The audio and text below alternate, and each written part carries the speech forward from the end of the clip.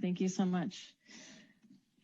Good evening, everybody, and welcome. I call to order the February 8th, 2021 City Council Successor Agency to the Redevelopment Agency Housing Authority regular meeting. Would you all please stand and join me in the Pledge of Allegiance?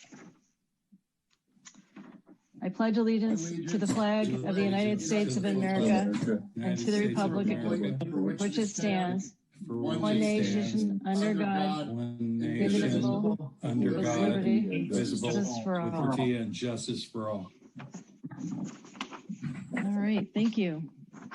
Are there any changes to the order of the agenda this evening?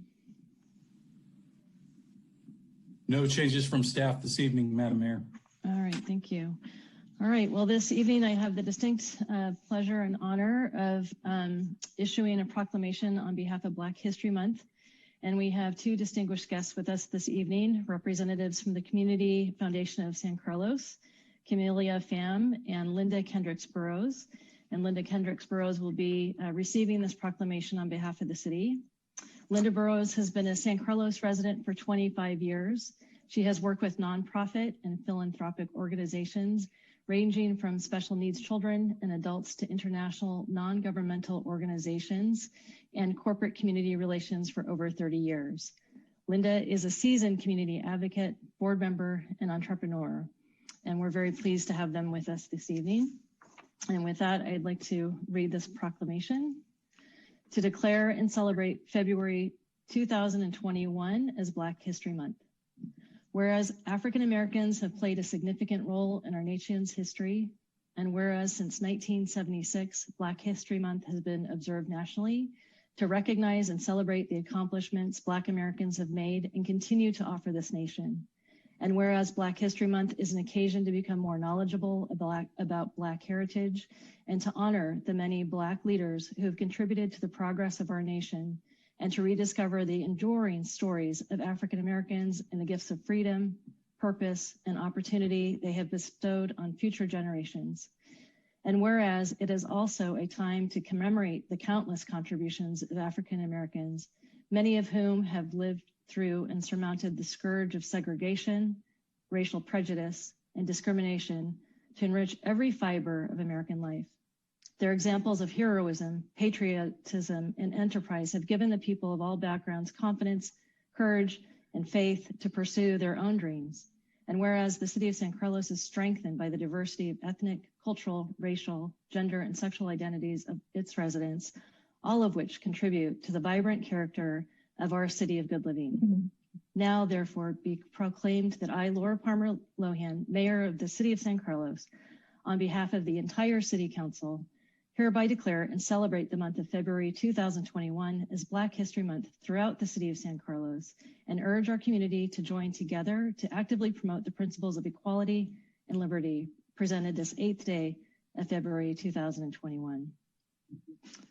Thank you so much.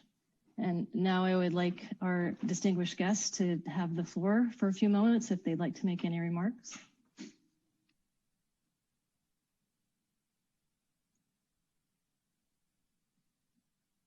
I think Linda might be having some trouble with audio, so maybe I can start and then.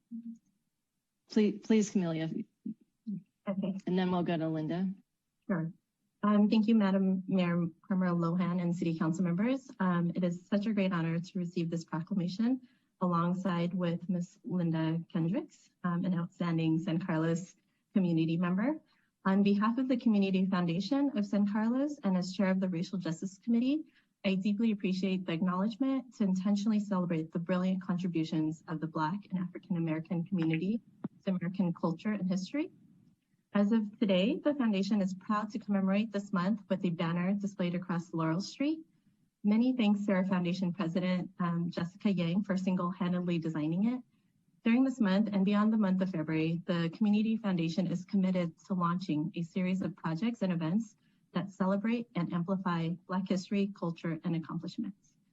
These initiatives consist of infusing inspirational artwork throughout our community, such as murals and poster art contests, as well as launching a learning series of resources such as a 21-day racial equity challenge.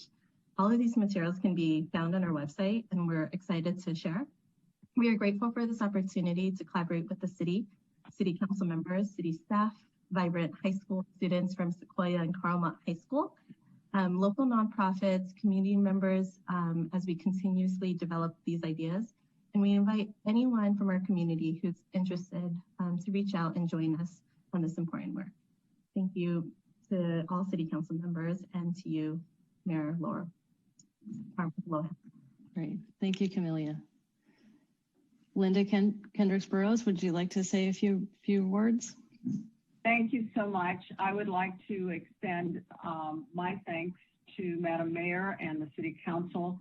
I am honored to be able to accept the proclamation on behalf of the community.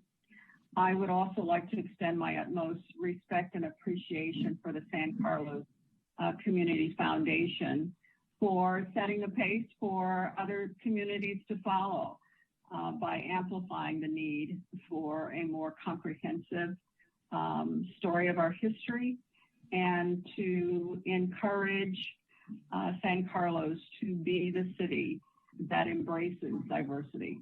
Thank you. Thank you so much. And at this point, if any of my fellow council members would like to make a few remarks.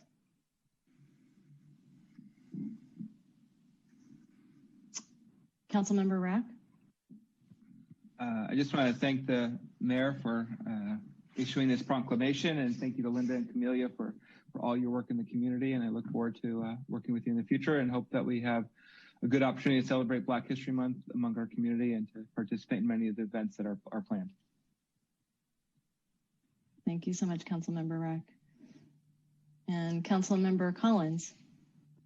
Thank you, Madam Mayor. I would just like to say that something I've said most of my life, and that is the one thing I've never understood is intolerance and prejudice and racism. I'm one of those few people, I suppose, that grew up in a household devoid of that, even though my father was raised in the Deep South. And so my point is that all of those things need to be taught. And so we need to teach everyone that we come in contact with, especially our children, and now my grandchild, that there is no room in our world for those kinds of behaviors. And so I hope that this month is once again a great example, and I wish it was every month of the year, but it's a great example of the progress that we still have to make in this world. So anyway, I just want to congratulate Linda and everyone that is coming tonight and to receive this proclamation, and we do so proudly. Thank you, Councilmember Collins. Councilmember Dugan? Yeah, that was just very well said, Ron and everyone else. And I'll just echo, just glad we're pausing for a moment as a city and recognizing the importance of this. And I'm just glad we've made this effort, and I share everyone's thought that this should be an active focus and an area of concern of all of ours. Thank you. Great, thank you. Vice Mayor McDowell?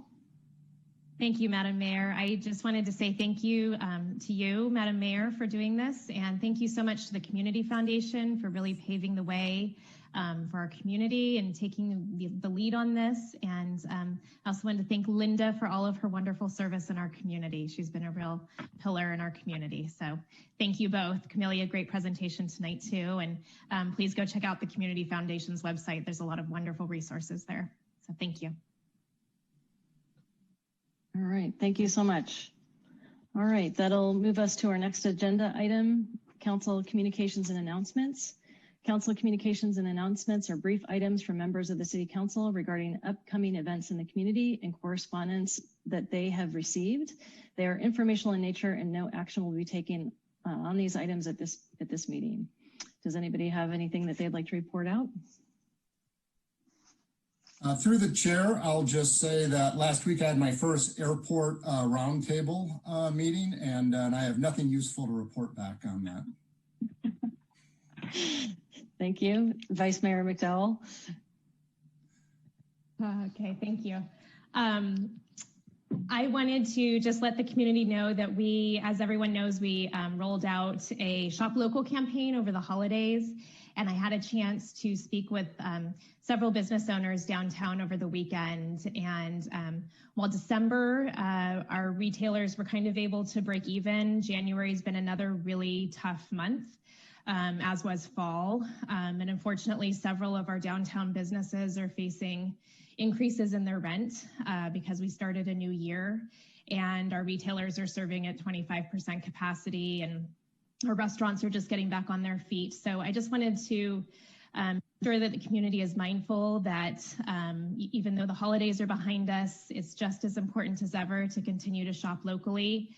We have Valentine's Day coming up soon, so you could buy your gifts downtown. You know, anywhere in San Carlos, we have so many businesses to choose from, and it's just really important that we continue to support and shop and dine locally. Thank you, Madam Mayor.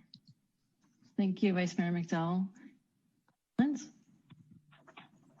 Yes, the only thing I have to report is I also had a first meeting of sorts. First meeting as a member of the Silicon Valley Clean Water Board last week. Not much happened, but I expect to have some pretty exciting things to report as that commission meets on a regular basis. Thank you. All right. So that concludes our council communications and announcements. At this point, we'll move to public comment. So persons wishing to address the City Council on matters not on the posted agenda may do so. Each speaker is limited to 2 minutes. If the item you are speaking on is not listed on the agenda, please be advised that the City Council may briefly respond to statements made or questions posed as allowed under the Brown Act. The City Council's general policy is to refer items to the staff for attention or have a matter placed on a future City Council agenda for a more comprehensive action or report and formal public discussion and input at that time. Crystal, is there anyone from the public wishing to make a comment? I do not see any hands raised. Oh, we do have one. I'll go ahead and admit her in. Good evening, Sonia. Hi. You should be, oh, there you go. Hold on, I have to find my, thank you for taking my public comment. I do have a comment for later on a different agenda item, but I wanted to also say that I just wanted to put out there that I think the City Council and Public Works have an extremely valuable asset in our Transportation Commission. The members of the public whom our council has appointed to give Public Works a better sense of the transportation needs of our public, who are the primary street users in the town. Our transportation commissioners are knowledgeable, they're dedicated, they have a strong desire to help our city, but they are underutilized. They're in the perfect position to interface with the public, to collect ideas and get input on the transportation plans that Public Works is working on. And they can communicate the public perspective back to our Public Works Department, to our traffic engineers.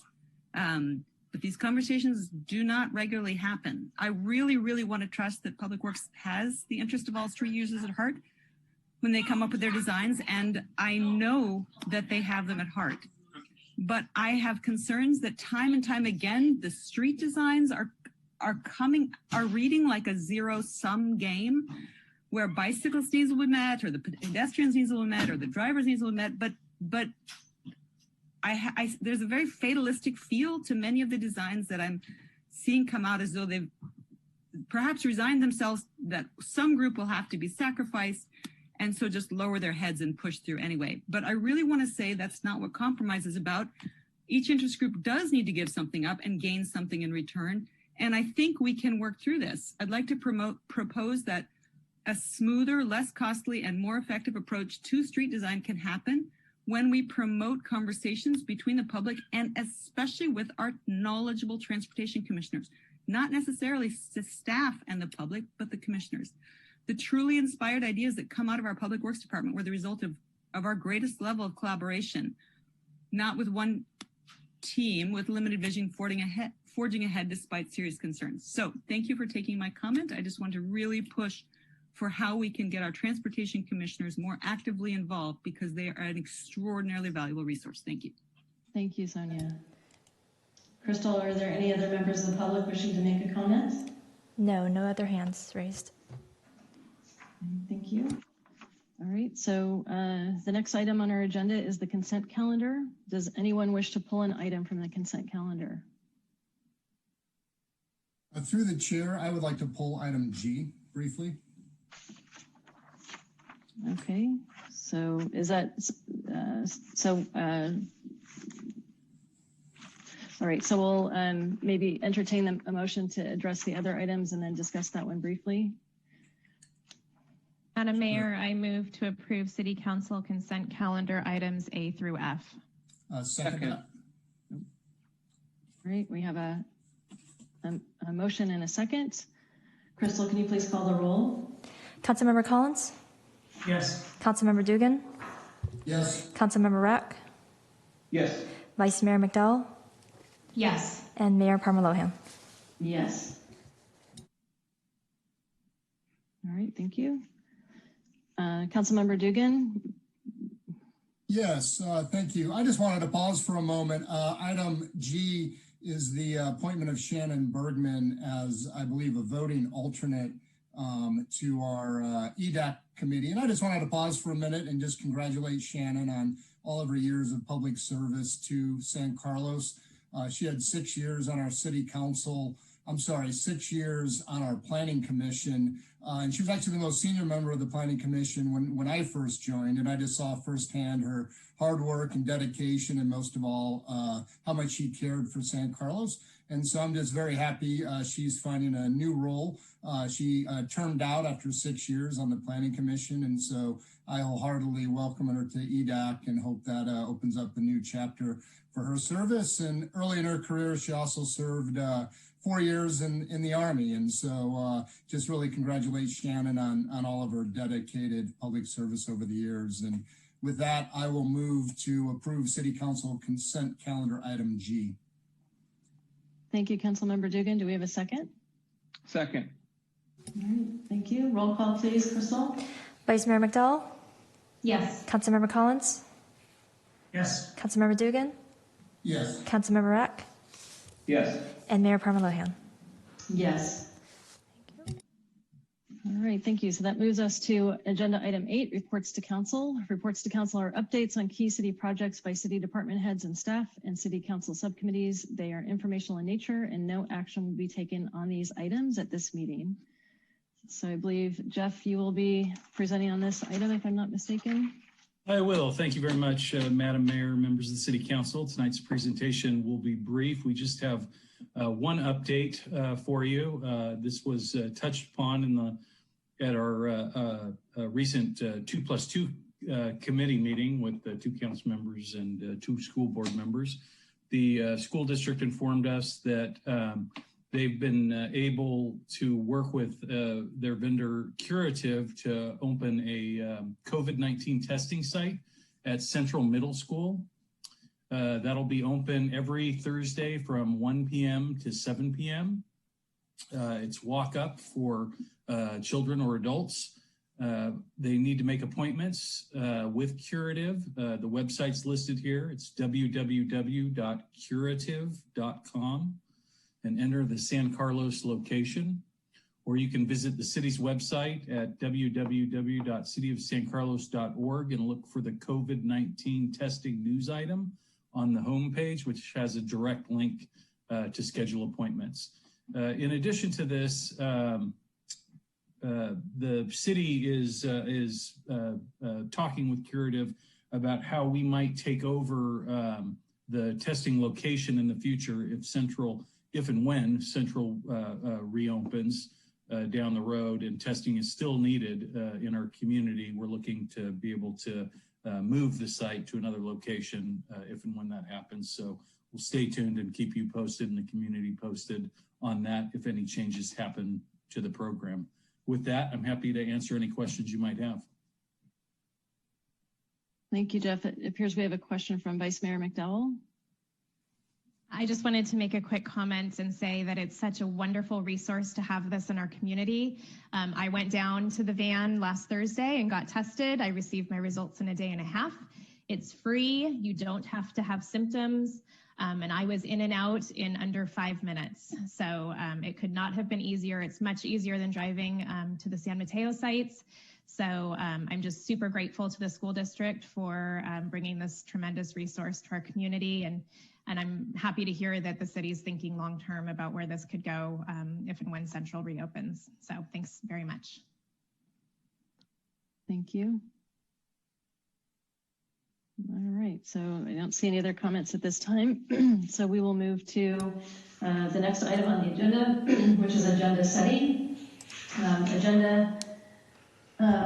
Items listed in this agenda setting section will be considered by the council for placing on a future agenda. No action will be taken on these items at this meeting. Under consideration is consider agendizing a discussion on the pedestrian enhancement project at Arroyo Cedar and Hemlock Orange Pathway C1743 and providing staff with alternate direction to the design. And I believe we would take public comment at this time. Is that correct, Greg? Yes. Okay, so Crystal, are there any members of the public who wish to make a comment? Yes, it does look like we have 2 at this time. I'll go ahead and admit Elaine Salinger. Elaine, you should be able to unmute. Yes, I can. Thank you so much. So I am a bike advocate, an avid cyclist. I'm 67 years old, have 2 replacements, and love to cycle. I firmly believe that when people feel safe, they will get on their bikes and get out of their cars. And I really would like to suggest that council members and people out of the Public Works Department actually cycle through the areas that they are involved with in designing. So I would like to ask that the proposed construction at the intersection of Cedar and Arroyo Avenue be bike friendly. Thank you so much. Great. Thank you, Elaine. Crystal, anyone else? Yes, looks like David Tom. David, you should be able to unmute now. Great, thanks, Crystal. Hi, this is David Tom. My family and I live on the corner of Arroyo and Cedar, and I'm speaking in favor of adding this agenda item. Even if the Arroyo Cedar project moves forward as currently planned, I would like to see further discussion regarding the following questions. First, can the project be improved even after construction is finished to better emphasize the safety of cyclists?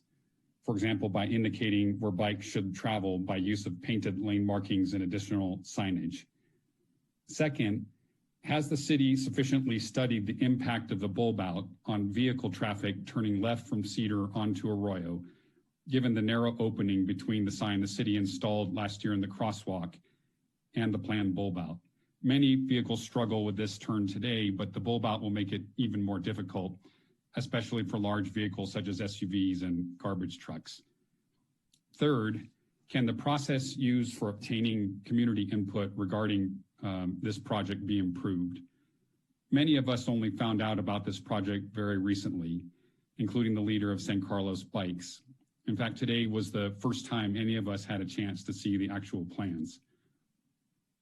This opportunity to change such a busy and prominent intersection is rare. When done right, an improvement project such as this not only improves safety for all, but also physically embodies the priorities and goals of the city and its residents, such as a city that is safe for 80 and 80-year-olds, and does so in a way that beautifies San Carlos. It's not clear that this project meets this potential, and therefore it deserves further discussion. For these reasons, I ask the City Council to approve the motion to add this agenda item. Thanks for the opportunity to speak. Thank you, David. Thank you, David. And then we have one more speaker, Sonia Elks. You should be able to unmute. Thank you. Yes, I'd like to echo, I didn't realize that tonight was going to be adding the agenda item, so you won't be discussing, I guess, the proposed changes. I have grave concerns about this intersection at Cedar and Arroyo. I highly suggest a conversation with, a public conversation and agendizing this item, because as the plans currently stand, I would not feel comfortable in a position of recommending that children bicycle or roll to school if the current project goes in as it's planned. There are a few modifications that I've suggested and sent to all of you, and I don't know from Public Works if any of those are feasible or not, but they would make me feel more comfortable about continuing to promote bicycling in San Carlos. But the current plan does not. It creates a choke point at a high student trafficked area next to a park on the way to 5 schools and to downtown, where bicycles, especially less confident riders and cars, are going to unsafely interact without some sort of modifications. So I don't know how to be able to speak. I would just like to say that some modification needs to happen for me to continue recommending that children bicycle to school. It is that serious. This is not a small issue. And I really appreciate that you've agendized this and would look forward to a much more robust public conversation somehow, whether that's through the Transportation Commission, city staff, council members, I'm not sure. So that something like this doesn't happen again in the future. Thank you. Thank you, Sonia. And then looks like Kathleen Goforth is raising her hand. Kathleen, you should be able to unmute. Hi, thank you. I just want to second the comments about the need for more public outreach about this. I was not aware. I live 2 blocks from that intersection, and I was not aware that there was anything being planned for that intersection until I happened to look at the agenda for this evening's meeting. So I'm still not clear on what's being proposed, and I would like to see more public outreach about it. Thank you. Great. Thank you, Kathleen. Okay, one more hand from John Reethens. John, you should be able to unmute. There you go. Yes, hi. I sent an email to the council earlier on this topic, and I just want to continue to express my concern with what appears to be a real lack of understanding about what's needed to create safe bicycling in the city. This particular project, as others have stated, has come up without a whole lot of public input. And if you just look at it and use some logic, you can see that you're putting bicyclists, kids, right in front of cars at a major intersection. There's no design there that contemplates bike riders, and it's in a bike boulevard. And it's just really disappointing. I've been on a number of these meetings making public comment. I've gone to the bike the bike planning commission or, bike planning activities. And we just continue to talk about and pay lip service to this concept of people riding bikes in the city. But all we get out of it is signs that no one pays attention to, sharrows that people don't pay attention to. And there's no real investment in bike infrastructure that's safe for folks or kids to ride on. So it's really frustrating. I invite the council to get on your own bikes and ride around town. And I'd invite you to really look at what truly progressive cities are doing all around the world to make sure that it's safer for folks to ride bikes. And certainly this project is a debacle. Thank you, John. And I don't see any other hands. Okay, thank you, Crystal. All right, so I'm not sure who requested this be put on the agenda. Madam Mayor, I requested that this be put on the agenda. So I think as on protocol, I can just explain my position on this. I know we can't get into details around the issue itself, but after sort of hearing from the community and taking a walk out to kind of see what's been striped, and after hearing also that my understanding is that TNC has not had a chance to look at this project, I think it's worthwhile for us to take a look at that. I'm concerned from a public safety standpoint after having seen things, and I understand this has a potential impact for the projects and the grants that we have, but I think it's worth looking at and see if there are some modifications, some minor modifications or some changes that might be able to happen to improve upon this project and put us in a better place. around this. So I'd like to agendize this for next meeting to have a discussion, understand what Public Works might be able to come up with and how we might be able to move forward in a better manner on this in this particular area. Thank you, Councilmember Rack. Vice Mayor McDowell. Thank you, Madam Mayor. I will just briefly chime in to agree with Adam. I think that this intersection is a gateway to our major park. We have several schools surrounding it, young children going to and from school, and it's really important to get this project right. I think that we have heard some very clear concerns tonight and by email, and it appears that some more public engagement would be best. And so I think that I would definitely support bringing it back to the next meeting. Thank you. Thank you. Councilmember Dugan. Yeah, hi, thank you. And I'll just say this first off, I am an avid cyclist and I run, bike, and frequently drive through that intersection. So I'm very familiar with Arroyo and Cedar.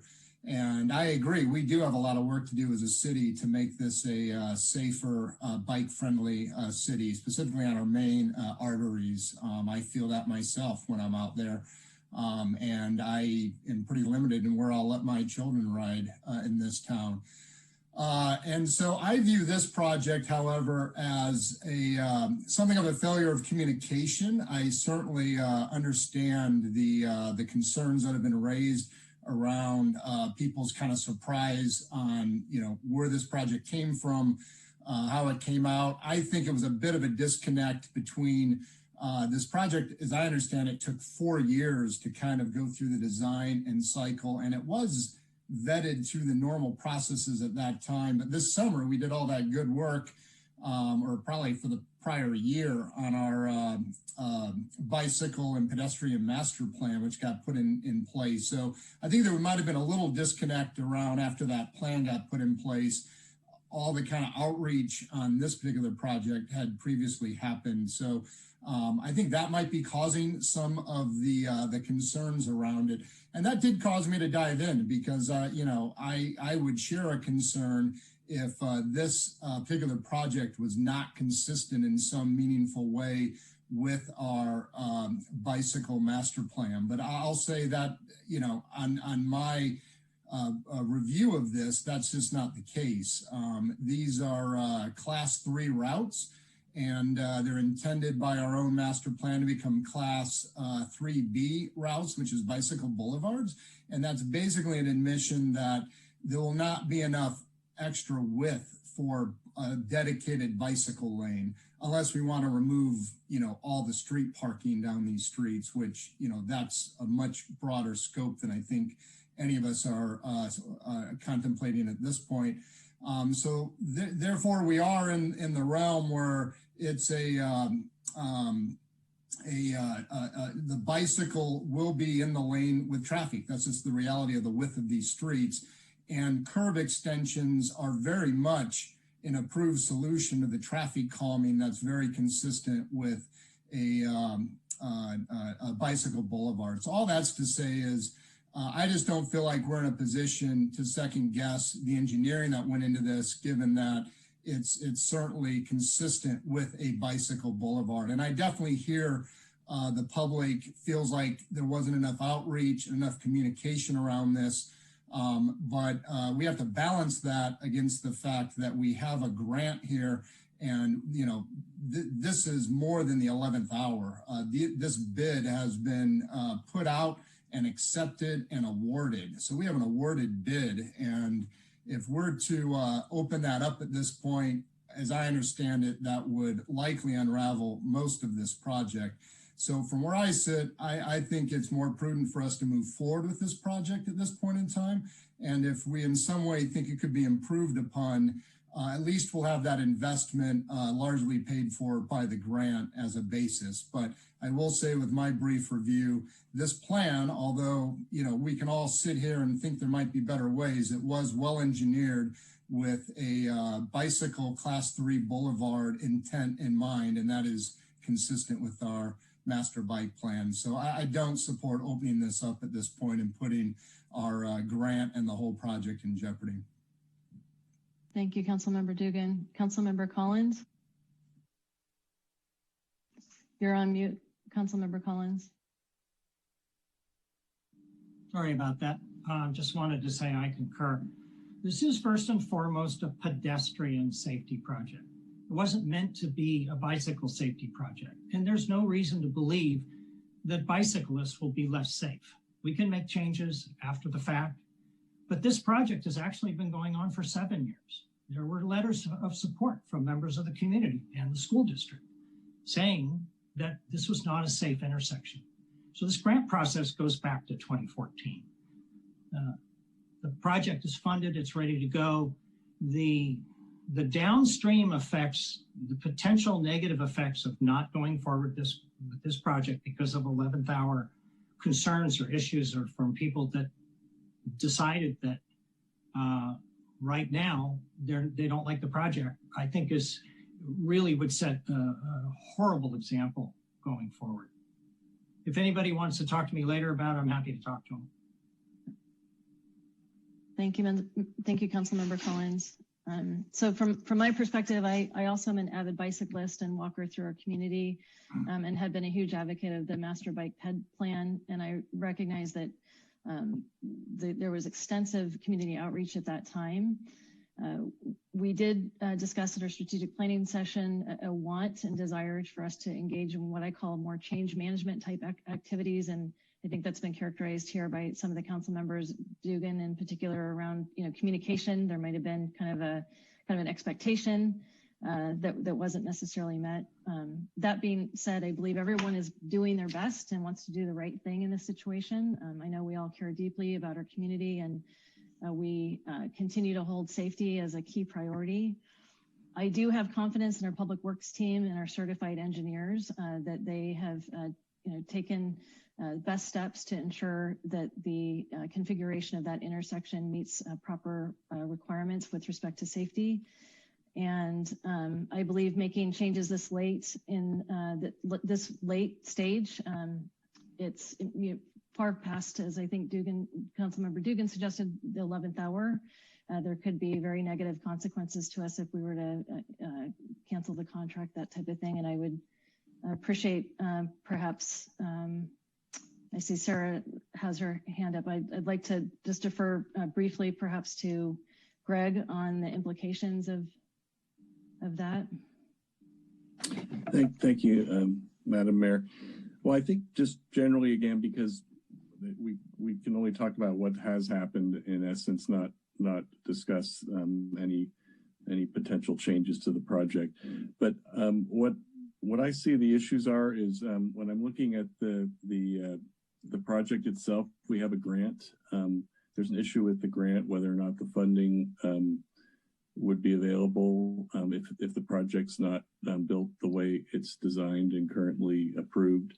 There are some potential issues with the contract. If the contract is changed at this point, we may have to reopen. This is why the grant might be in jeopardy, because we might have to reopen the contract because the contract was bid in a public works bidding process, and redesigning the project could create some issues surrounding the contract. Delaying the contract also could cause us some issues because since the contract's let, the contractor could be far enough along that they've committed to resources to the design that's been approved, and that could be an issue for us. And then finally, the issue of I just lost my train of thought on the last item. It'll probably come to me in a minute if people continue to discuss it. But there are, as I've stated, there's several issues that might come into play with a delay or cancellation of the contract. Thank you, Greg. Vice Mayor McDowell. Thank you, Madam Mayor, and I appreciate the opportunity to speak again. I was trying to be concise before, but I do want to put out some clarifying factors. So number one, I think that where I stand, I would like to bring this back in 2 weeks and ask for a presentation on some modifications. I know that there's grant funding on the line. I know that a lot of time has been spent already on this project. But what I am wondering is if we can make some modifications at this point to accommodate children on bikes. Because right now, this intersection is designed, expects children to merge into traffic with cars, and that is not safe. And I'm tired of fixing intersections only to create another problem. And if this design proceeds as planned, there's not enough room for children to find space. They will have to go in between vehicles, and that is not safe, and that would be a travesty. And so what I'm asking for is to look at some modifications that could be done, not to, not to cancel the project, but to put paint on the ground, to shave off a little bit of the curb. I want to share with the council that on Friday, Adam and I went to the intersection with our Director of Public Works for over an hour, and we watched how traffic goes through that intersection. And the way it is designed, the lanes are very narrow, and we're going to end up with cars going up on the sidewalk just like they do in other intersections. And so I'm very concerned with this proceeding as planned, and I would like to, the reason that I would like to propose bringing it back is to look at modifications. Thank you. Great, thank you, Vice Mayor McDowell.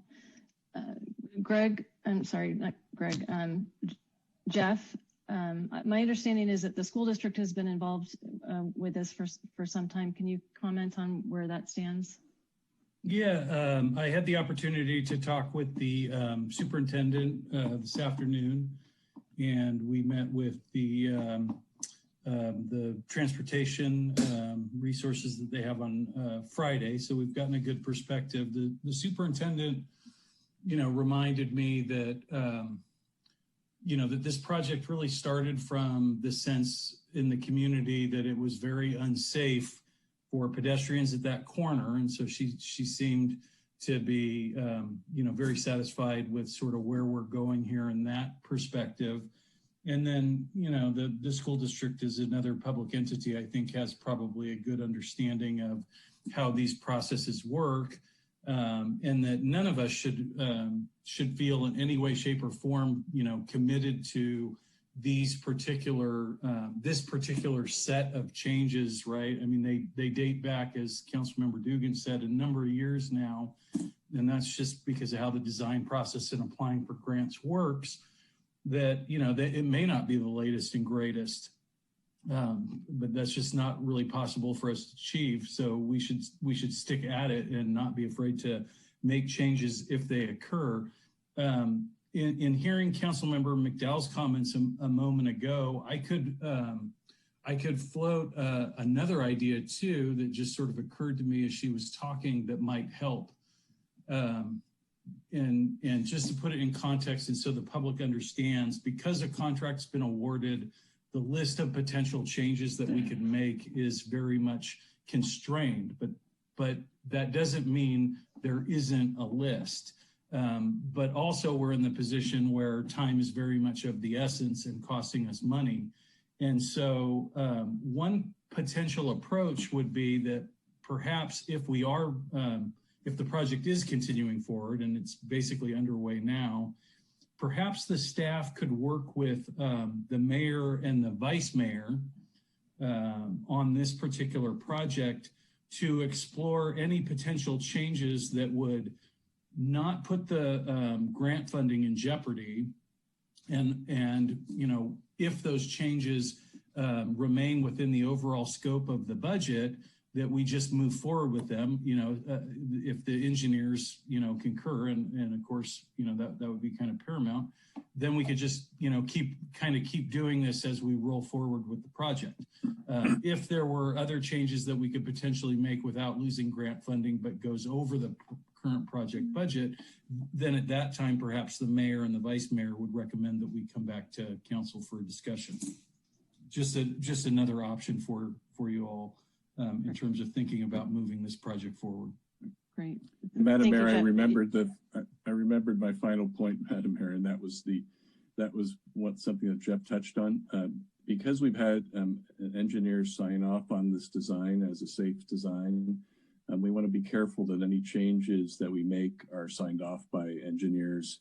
It is possible to make changes after you let a contract, change orders are contemplated, but they're not redesign type change orders. They're more like some minor changes that the engineers sign off on as a safe change to the design.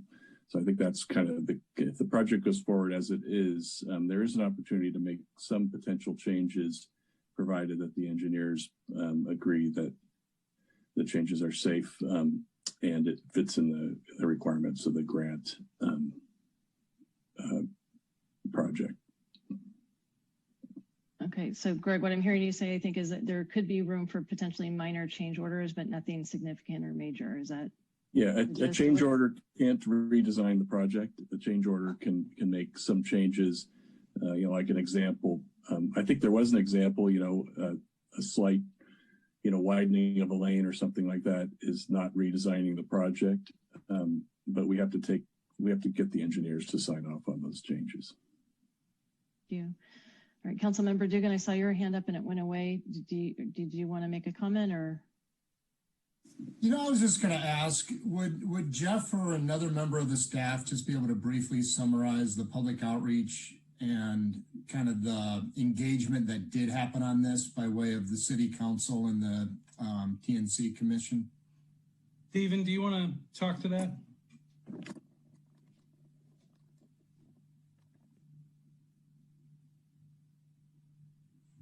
So certainly, good evening, Stephen Machida, Public Works Director, Madam Mayor, City Council members. Just kind of a little bit of history. This project is a fairly lengthy project, as I understand. I think Councilmember Collins had indicated, this really was started probably in 2014. I think at the time, staff was trying to cobble something together. At that time, staff had been working very closely with the school district. I think this was Safe Routes to School. I think they had probably over several times the project was trying to move forward with some type of grant funds. Unfortunately, I believe it was a 3-time, if I'm not mistaken, that were turned down. Subsequently, in I believe 2016, I think we were able to cobble something together. With the support of the school district, that this project actually move forward and essentially, as we call it, the intersection would be squared up. So at that time, we were able to get the grant funds. So we actually had to go through a process with the application, and we had to draw it up. And so that was kind of included in a package to the City Council at that time to kind of approve and provide a resolution supporting the application, as well as all the support letters that we received from the various principals, school district, PTA members, school district board members, et cetera. And essentially, it has taken quite a bit of time. I think during that time, we were looking back in the TNC minutes. Unfortunately, from probably 2016 to actually 2018, we really couldn't find anything other than just the kind of the documentation. Then in 2018, that's essentially when we in 2017 we actually heard that we got the grant, and so we moved forward with selection of design engineer. That item went through to City Council. Unfortunately, I had thought that this item had gone before TNC. Unfortunately, looking through all the minutes during the 18 and 19, I found that it had not. And so, but it was discussed as part of the bicycle and pedestrian master plan. It was included in that project. I think as council members kind of probably recall, we did quite an extensive outreach in the bicycle master plan. We went through, had several workshops. I think they had about 6 or 7 pop-ups, like at the farmers market and EDAC and several other locations. and then subsequently, the ultimate adoption of the bicycle master plan in 2020, June 2020. So, the design itself, as I mentioned earlier in 2016, we came up with the plans that was approved. And so that's what the grant was really based upon. And so as the city attorney has indicated, we move forward with that design because that's essentially what we received a $500,000 grant. As the attorney indicated, I'm a little reticent to actually make major changes to the design in fear that we could possibly lose the grant altogether. And basically the $500,000 really covers about half the construction costs of the project itself. So maybe to summarize, Council Dugan, it's unfortunate. Yes, we probably failed to actually bring this item to TNC most recently, especially after we did do the extensive outreach in the bicycle master plan. But it was included in the bicycle master plan, and it has been identified, as using the curb extension, as they call it, in the bike master plan, and that was our intention right from the start. Thank you. Thank you, Stephen. Councilmember Rack, thank you for your patience. Of course. Thank you, Madam Mayor. Let me lower my hand here. So I just want to say it seems like there's not enough support for this to move forward. I understand that it's disappointing that the TNC has not had a chance to look at this. And I just had two suggestions. One, I think Jeff had suggested sort of maybe some minor modifications, and the vice mayor and the mayor may be looking at it.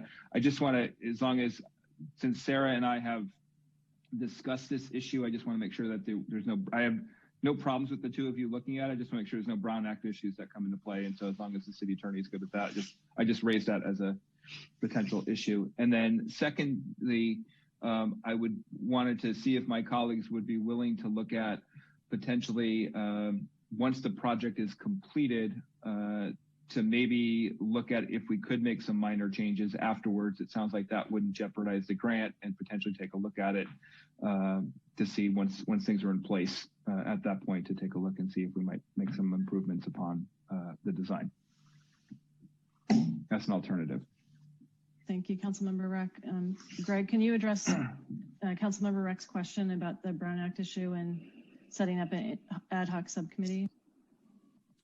Well, I'll have to, each one of these Brown Act issues are kind of fact dependent. So I obviously will be compliant with the Brown Act. It doesn't have to be the mayor and the vice mayor on that committee, but so I would suggest that if the council's going to do that we further discuss to make sure we don't have a problem like that.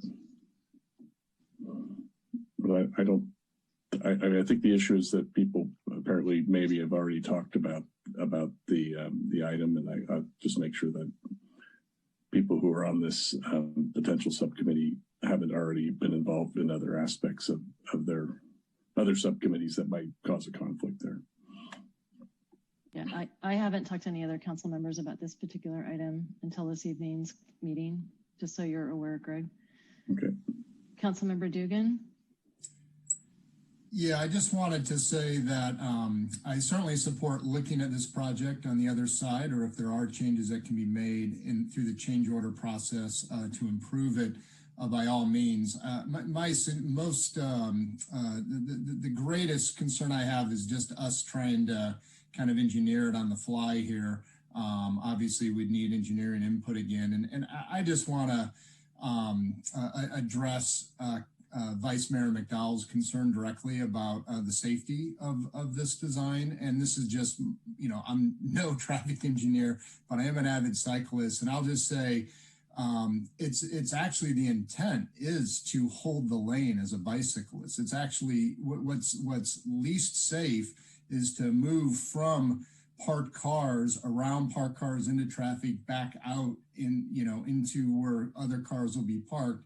And in particular, what's dangerous is when you're at a four-way stop if you don't take the lane as a bicyclist, and I'd train my own children this, you have to take that lane on a four-way stop, because what's really dangerous is if a car turns right on you, well, you're over there. That's actually how a lot of bicyclists get very hurt. So I would just say, like, one change I would particularly support is I saw a member of our public, Sonia maybe, said we should put signs through that actually encourage the cyclists to take the lane, because that is the intent of that street. The share arrows that already exist on Arroyo are saying bicyclists be in traffic, go down the lane.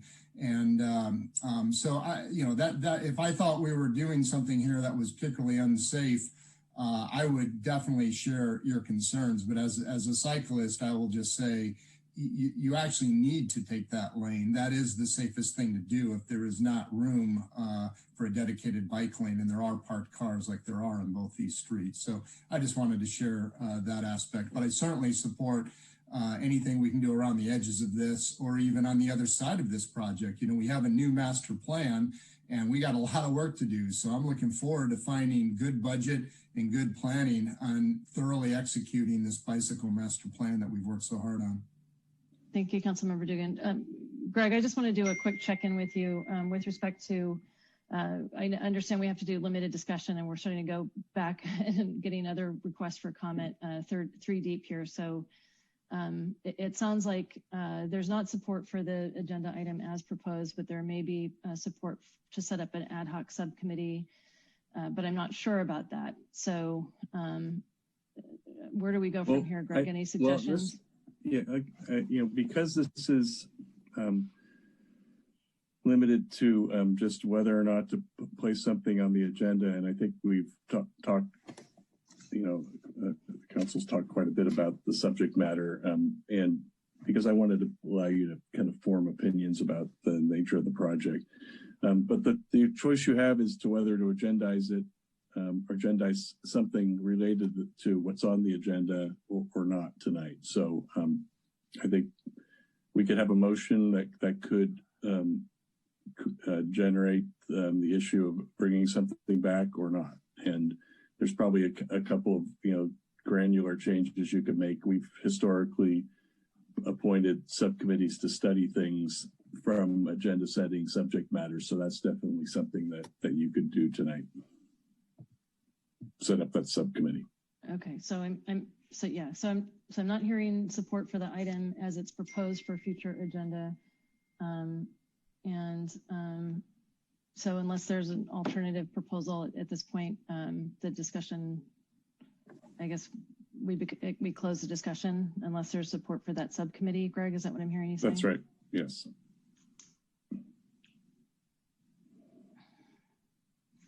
Vice Mayor McDowell. Thank you, Madam Mayor. I don't know if you're looking for a motion to create the subcommittee. My only worry with doing the subcommittee is that it's not super transparent to the community, and we've already kind of faltered in that area with getting the community involved. So that's why I wanted the modifications to be brought back to the full council for us to consider, so the community could hear that discussion. But if you're looking for a motion, I'm not sure what I see. Ron has his hand up too. And just to be clear, the subcommittee would not be able to make a decision. So the subcommittee's charge usually in these circumstances to make a recommendation, and ultimately if a recommendation comes back, it could come back to the council after the subcommittee's looked at it. That's generally how we've done it. And if I could just clarify, because I recognize we did not have a subcommittee on the agenda tonight. So what I was just suggesting is that I was suggesting that staff would simply choose to reach out to the mayor and the vice mayor to include them in our discussions about this particular project and any potential change orders we might be able to make within the spirit of what the community and the council has asked for in terms of making improvements to this project, which would be something that I could do anytime at my discretion, but I just wanted to kind of see if the council was comfortable with that and they felt like it might be helpful. I misunderstood your suggestion then, Jeff. My apologies. Thank you. Thank you, Jeff. Thank you, Greg. Councilmember Collins? Yeah, I like Jeff's idea. I was going to suggest we just do a post project subcommittee to look at making changes, but as long as there are some potential minor modifications that are allowed, I have no problem with the subcommittee working with staff. And since Adam and Sarah have already been on site with Steve Machida, to me, it seems logical that they would be the subcommittee, but I don't want to interfere with anybody else who wants to be in the subcommittee, but that just seems pretty logical to me. Thank you. Councilmember Rack, I see you took yourself off mute. I'm still trying to figure out what we're talking about tonight. But no, and I'm fine. You know, I appreciate Ron's comments, and I would just defer to you, Madam Mayor, about how you want to structure it. I think I'm fine with either. You know, I understand the Vice Mayor's point about transparency, and I think if Jeff wants to reach out separately with people, I guess I would defer to you to figure out the best way to structure it. Yeah. But I think I would just hope that maybe post everything, we can at least take a look at it at a minimum, and how we get there. I'm comfortable with your decision on that. Okay, so I hear that. Thank you. So I think, Jeff, if we could, you know, just follow up on your recommendation and move forward with that.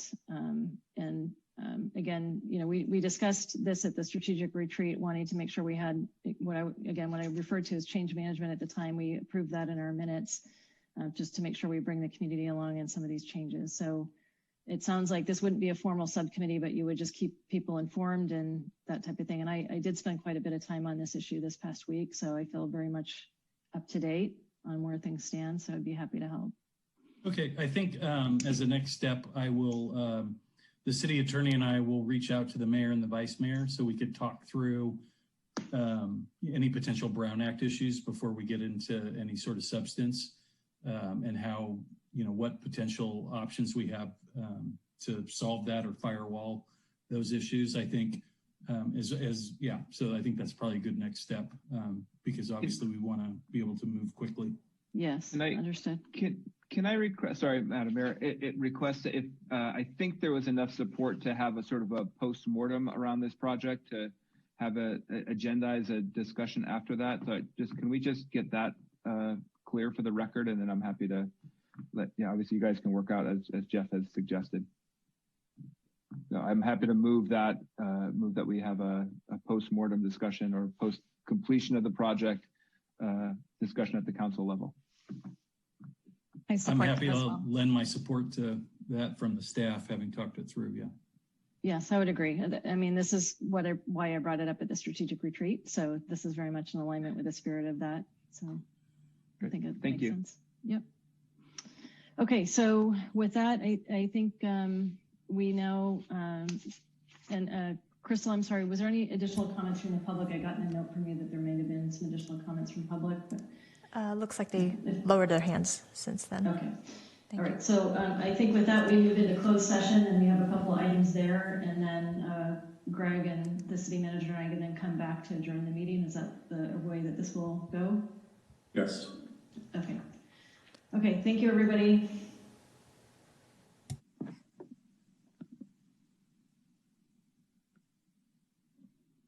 Are we getting invited into the room? Yes. No.